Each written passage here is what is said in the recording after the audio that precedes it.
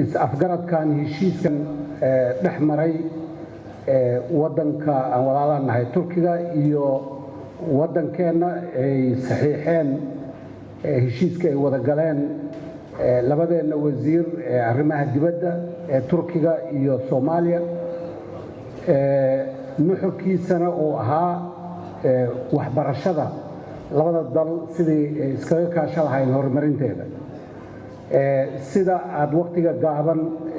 aad u qaybiseen heshiisyada sidaan oo kale mugga leh oo miisaan kale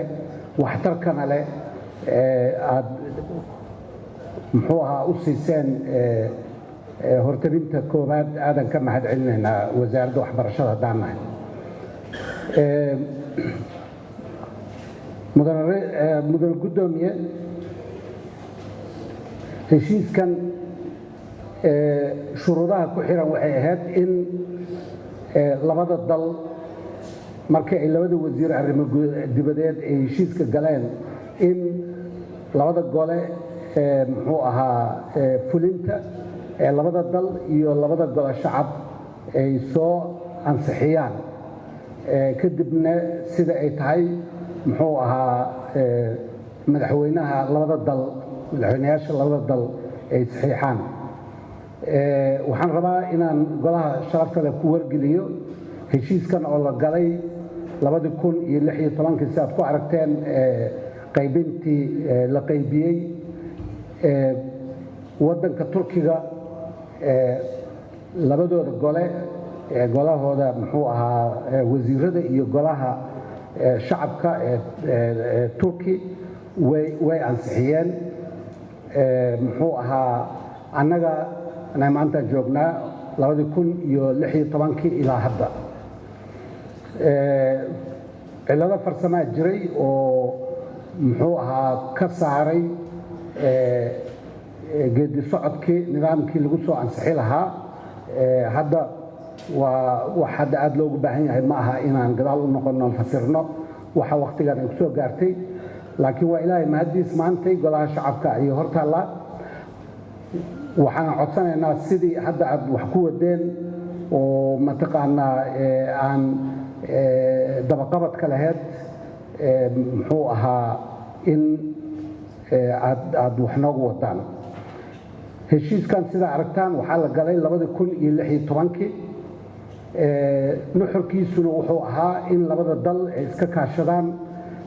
horumarinta waxbarashada waxay iska kaashanayaan markii xogoo aan dhowr arrin ka tilmaano qoraalka waad haysataan in dhinaca cilmi baarista la iska kaashado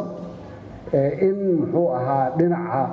macallimiinta iyo khubaraada la isweydaarsado in muxuu ahaa tababarka macallimiinta iyo muxuu ahaa cilmi baarayaasha la iska kaashado in muxuu ahaa la isweydaarsado macallimiin xagga ka timaado iyo macallimiin inta ka tagto in labada luqadood kor loo qaado oo muxuu ahaa af-soomaaligana laga barto dalka Turkiga intana laga barto muxuu ahaa luqada Turkiga waxa kale oo heshiiskan oo dul maraya in muxuu ahaa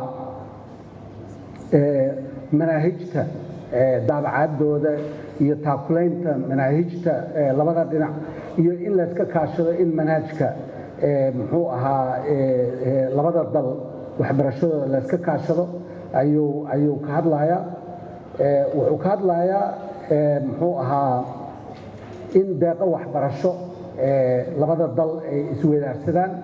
oo annagana aan deeq bixinno iyaguna ay deeq bixiyaan si loo kala bataba in muxuu ahaa dhinaca farsamada dugsiyada farsamada la iska kaashado waxa uu heshiiskan uu kor u qaadayaa in muxuu ahaa iskuulaadkan tibeedka la yiraahdo farsamada gacanta laga barto manaahijtooda iyo maalgashigeeda la iska kaashado iyo heshiisku wuxuu kaloo ka hadlayaa waxyaalaha heshiis walba uu ku soo horaa yani sida la isku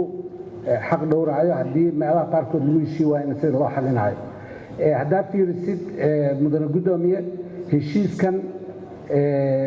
iyadoo labada dalba ka faa'iidaysanayaan inta badan waxaa ka faa'iidaysan doono muxuu ahaa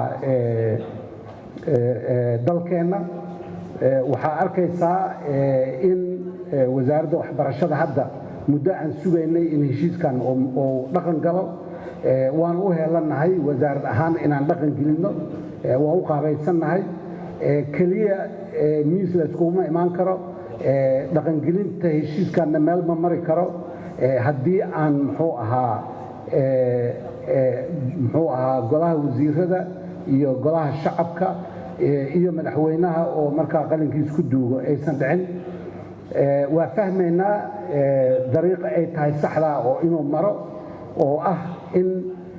guddiga ay markaa khusayso loo gudbiyo markaana guddigaas uu golaha ku soo celiyo golahuna markaas markuu ka doodo ansixinteeda ay leeyihiin waxaan codsanaynaa guddoomiye in sida ugu dhaqsaha badan guddiga ay gacanta ugu gasho sida ugu dhaqsaha badanna guddiga asigoo xeerinaya muddada dheer oo mataqaanaa qaran ahaan aan heshiiskana hor yeelay inuu guddigu uu dib noogu soo cesho muxuu ahaa halkaasna aan ku dhowrno calaaqaadka wanaagsan ee aan la leenahay waddankaasaan saaxiib ka nahay oo iyagu laga yaabo inay u fasirtaan inaanan danaynaynin heshiiska noocaana maadaama uu muddo jiitamahay marka laakiin waxaan ku badbaadaynaa inay muxuu ahaa runtii ay xiriir kaloo fiican oo wanaagsan aan leenahay oo haddaba noo shaqeeyo muxuu ahaa marka waxaa codsi naga ah sida ugu dhaqsaha badan in dib golaha loogu soo celiyo doodii iyo ansixintii intaana ay maanta ekaato akhrinteedii aad iyo aad aan mar labaad guddoonka iyo golaha shacabka xubnaha sharafta leh aan ugu mahad celinaynaa wabillahi tawfiiq